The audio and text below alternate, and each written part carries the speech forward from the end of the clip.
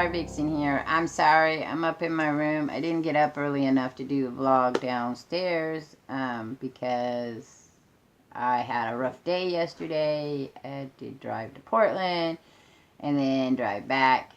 It was high anxiety for me. I don't drive a lot because of my shoulder, so now I'm all crunchy and I don't feel well because I had a fibro attack last night. Anxiety is the #1 thing that causes the fibro, but also just being in pain and stuff like that. My face hurts really bad today too. I've got some sores on it. Anyway, so this is Know Thyself. If you're first time to this series, it's really about things in our culture, mostly entertainment and art, and how it has affected me and why I liked it, why I didn't like it, things like that. I know there's better lighting other places, but either you like to listen to me talk or you don't, because you're not really here for the beautiful scenery, even though I have my posters and stuff up in the back here. I'm a little low to the ground because this bed's lower than the other one. Anyway, so today's thing is a movie. Actually, not the actor, even though it spawns this like for the actor to watch the actor in the movies. And the movie is Pitch Black. Now, I don't really like to do spoilers, but because we're talking about, a series of movies that have been out for a while, at this point, if you have not seen Pitch Black, you probably should turn this off and then go watch it, and then or read about it or whatever you want to do, and then come back. There's a book by Alan Dean Foster that you can read that's the exact movie, pretty much all the way to the. Yeah, pretty much. It's got some added information about some of the things from the Chronicles of Riddick. So Alan D. Foster did Pitch Black, and he did the movie version of it, and he did the Chronicles of Riddick as well.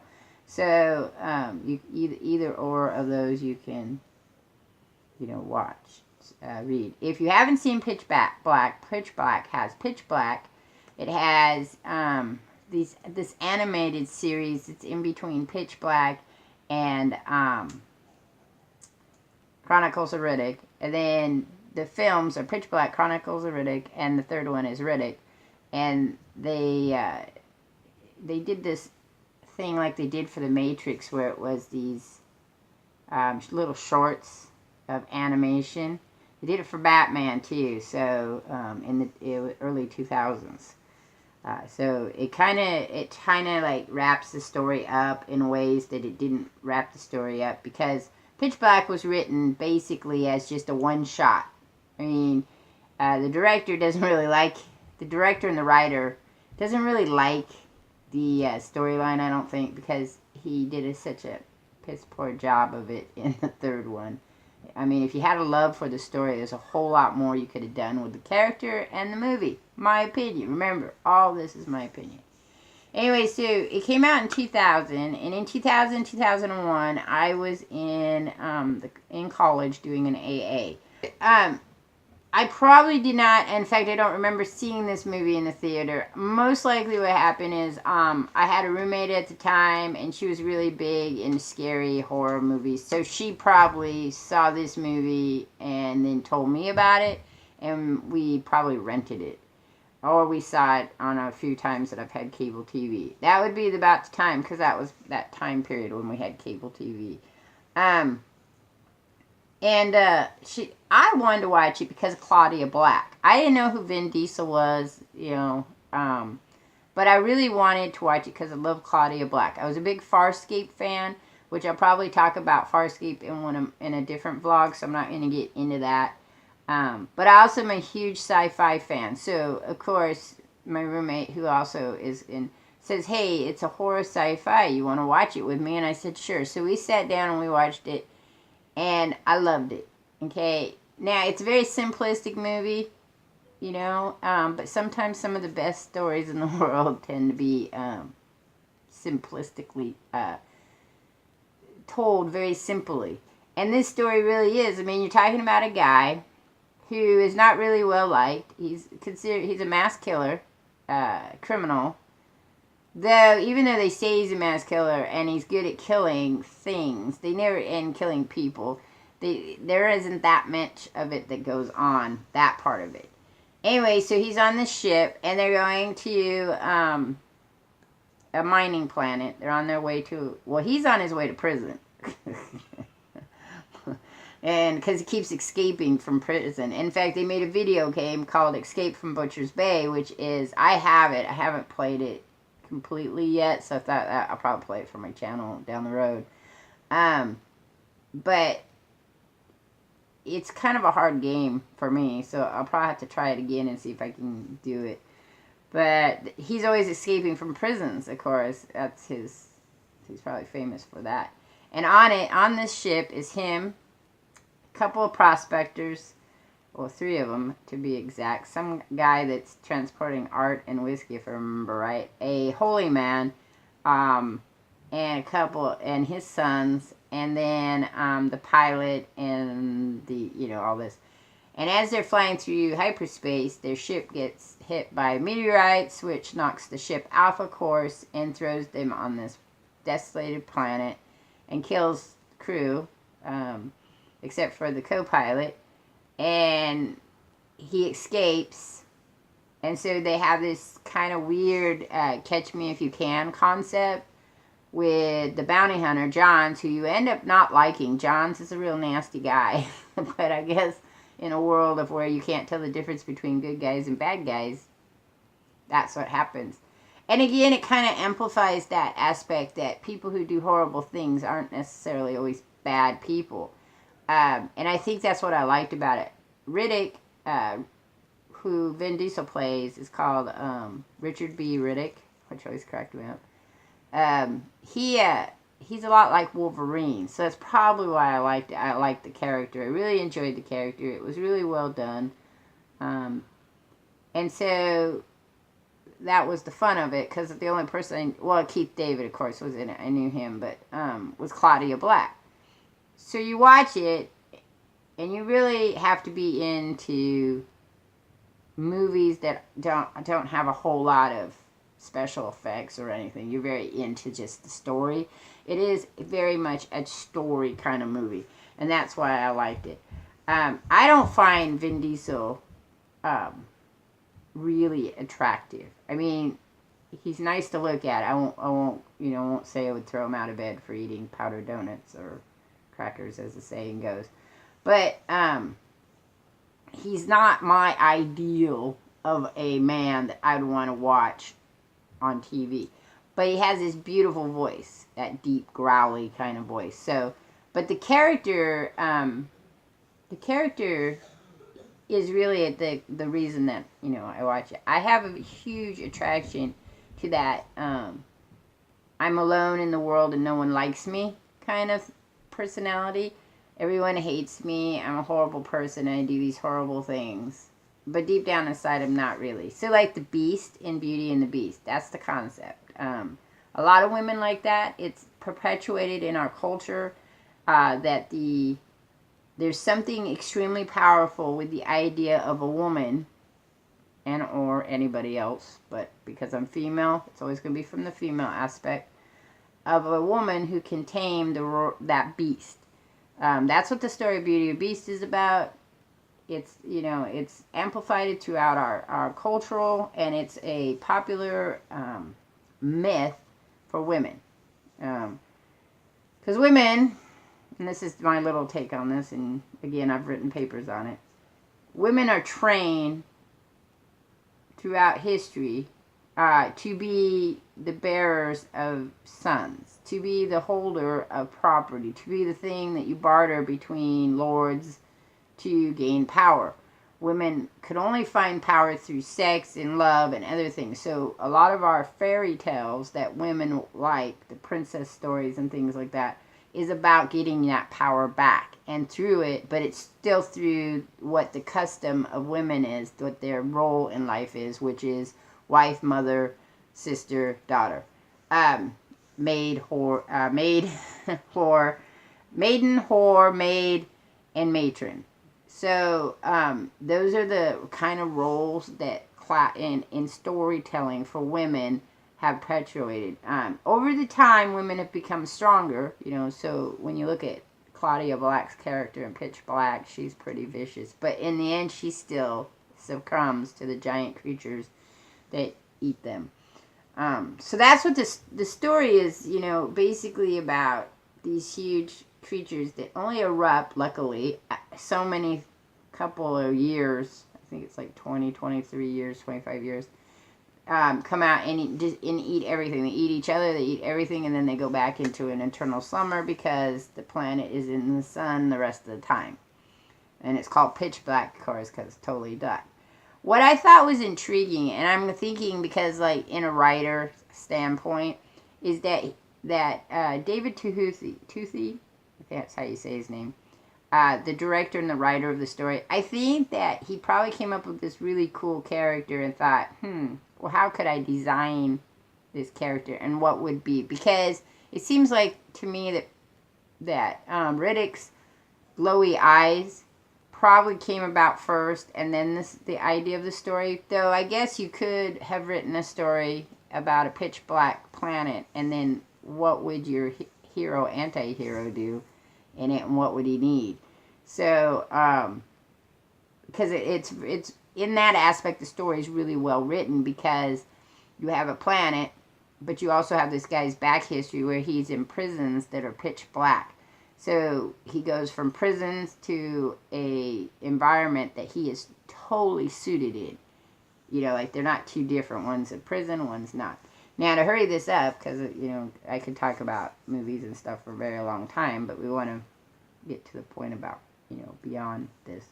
Okay, so Chronicles of Riddick also talk about, so they take it in Chronicles of Riddick, actually, is a really good story. And I think that a lot of people were kind of disappointed because they made it softer. They nerfed it a little bit so people would be more, they could bring their kids kind of thing. So about the money got to it. And when money gets to things, that sometimes ruins it. Sometimes it spurs people to do better stuff. So the story is a really, really good story as well. You have, Riddick has escaped and stayed away from everybody pretty much. He had developed relationships, but again, his relationships are doomed to fail because chaos and violence begets chaos and violence. People who live in a chaotic stream aren't always able to step out of the chaotic stream and become, and when they do, they no longer really are attractive nor interesting as a story piece. But so he's hiding on another planet. More bounty hunters come to get him because a bounty's put on him because the holy man knows only of one person that can save these planets from these people, the necromancers. So the necromancers are an awesome backstory. They really did some interesting play on that. I think, and the ending of that also is really well for me. I liked how everything. I was a little disappointed when they killed off Jack, but I think, again, if we're talking about the lone anti-hero, losing people is more pivoted for his story than having people. But I think in the third one, it would have been, I myself in fact, I was so involved in the Chronicle of Riddick's story that spurred me to want to write where would he go, fan fiction. Where would Riddick go from this? And I thought that he would go back to Furion and he would learn, back to Fury, and learn about him and become, like this rightful place, and he would find like a lost planet of more Furions, and he would connect and get his queen, and that would be a good end story. But that's not what they did with it. They really only rehashed the first movie, Pitch Black, into a new movie with totally different characteristic things, but it's the same story. I mean, Tuthi put no effort whatsoever in the third movie, Riddick. None whatsoever. Which is why fans, I think, most of them, not perpetually, but most of them were very down with that. Because it's a good movie. It's a fun movie. It's a little long because the first part of the movie is really the movie. The second part of the movie is the part of Pitch Black rehashed out. So the first part of the movie is about him learning to be him again. Learning to be not part of society, but being himself as a loner, and finding that strength he has within himself to be what he is and what he could possibly be. The necromancers toss him out to get rid of him because I'm sure they saw him as, logically they would see him as a problem because he wasn't really into their religion and had no interest in going to the underverse, which was their whole thing. So at some point that would have divided anyway, no matter what the third movie was going to be. They would be not in use. And because what's his name, Vargo, I think it's Vargo in Chronicles of Riddick, would always be a pin in his side because he wanted the Empire. So that would have, you could have probably possibly came out with another story that would have been interesting, but I don't think it would have sell as in a movie concept. But considering what happened with Riddick, wouldn't have been any difference in that aspect. So the first part of Riddick is very interesting and more to the character, and interesting in that you find kind of a little bit more about him, and as you do in the Chronicles of Riddick. But I think the second part was like, oh, we need to do something else besides this one-man star and a dog and some alien dog. So rain comes down and floods the planet, and darkness also again, and these creatures arise out and try to decimate everything. You've got bounty hunters, bunches of them, who show up. Now, the only plus is the chick, and I can't remember her name, I didn't write it down, the chick who did in Battlestar Galactica. I can't think of her name right now. Anyway, she's in that one too, and they kind of make her a love interest. I don't know if it's actually a love interest of Riddick. Again, that flirting in and out of the, you don't deserve love, but you could have love, but it would have to be somebody as crazy as you kind of love, thing, that Beauty and Beast thing kind of floats through the storyline. But I think it would been much better if that had,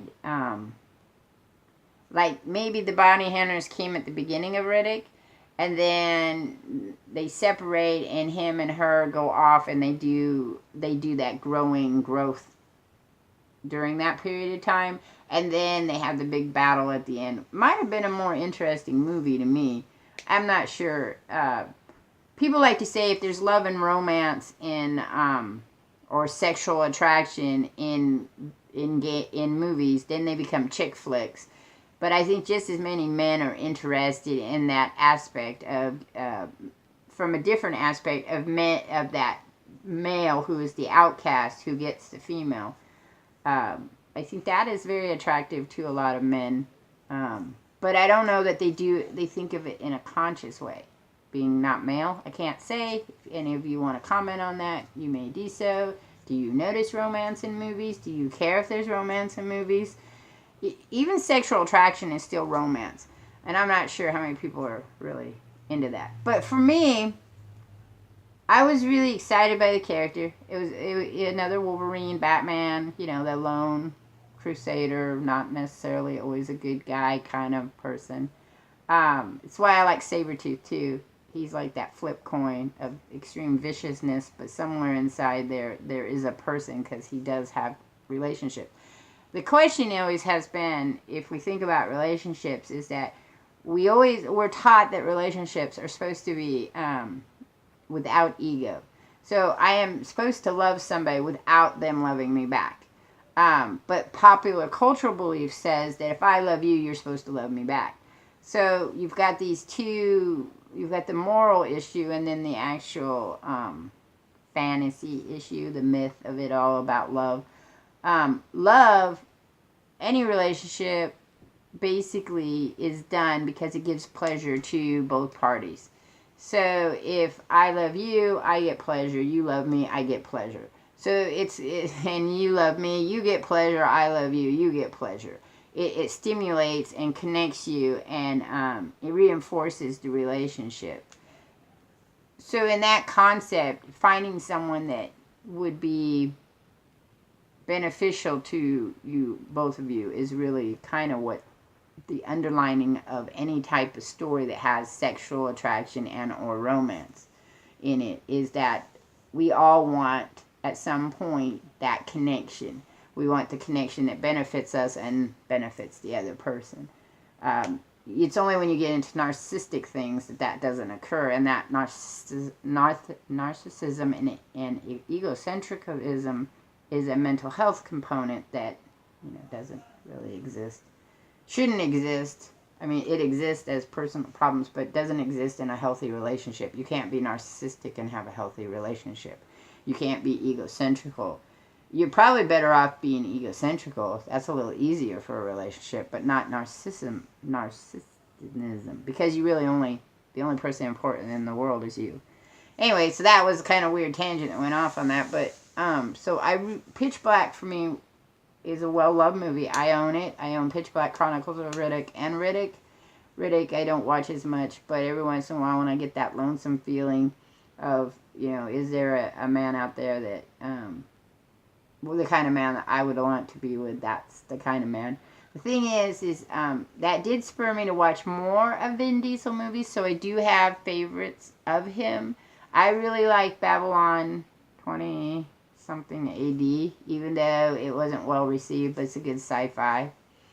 And yes, I've seen Fast and Furious. They're not my favorites. They're okay. If you like to watch, you like cars and you like pretty women and you like and you like muscular men and that kind of stuff. I like the people. I like the actors in it and the way they act. So I'll watch it every so often. I'm big into The Rock, so the newer ones are my favorite thing. But that's it. That's the one for this one. Know Thyself. We may revisit Vin Diesel in another place, but Pitch Black was the pivot for me to watch Vin Diesel. Not Vin Diesel and I watched Pitch Black. It was his first big movie. I've seen Iron Giant and Saving Private Ryan as well, but neither Iron Giant, you really don't recognize his voice in it as much. And I love it when he gets in movies, so I'm proud to support that part of him. Alright, that's it. I'm out of here. Catch y'all on the flip side.